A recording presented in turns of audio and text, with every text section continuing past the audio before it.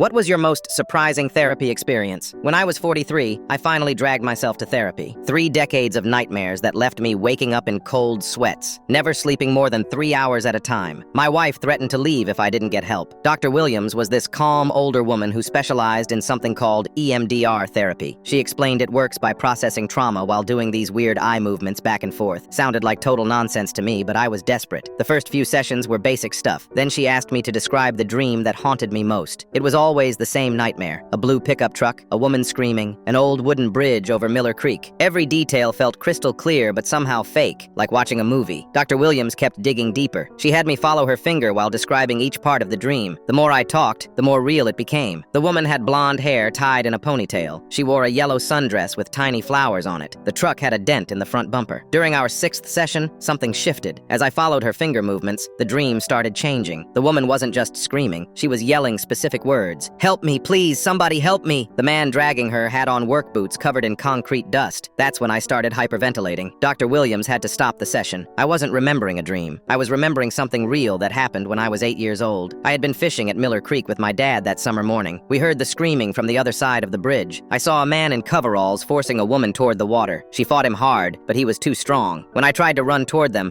my dad grabbed my arm and pulled me back to our car. He drove us home in complete silence. Later that day, he sat me down and told me we had seen a stray dog getting hit by a car. Nothing else. He made me promise never to talk about what we thought we saw because people might think we were crazy. I believed him for 35 years. My 8-year-old brain couldn't handle what really happened, so it buried the memory and turned it into a recurring nightmare instead. Dr. Williams filed a mandatory report with the police the next day. Detective Morrison called me that evening. They had an unsolved missing person case from 1989. Rebecca Martinez, 24 years old, last seen wearing a yellow sundress near Miller Creek. 3 weeks later, they found her remains exactly where I remembered seeing her disappear. The concrete dust on the killer's boots matched samples from a construction site 2 miles away. My father's work site from 1989. Dad was arrested 2 months later. Turns out he didn't just witness Rebecca's murder. He covered it up because the killer was his foreman, and he was scared of losing his job. He chose his paycheck over justice for 35 years. The trial lasted 6 months. I had to testify about that morning and watch my father get sentenced to 5 years as an accessory after the fact. Rebecca's family thanked me through tears, saying they finally had closure.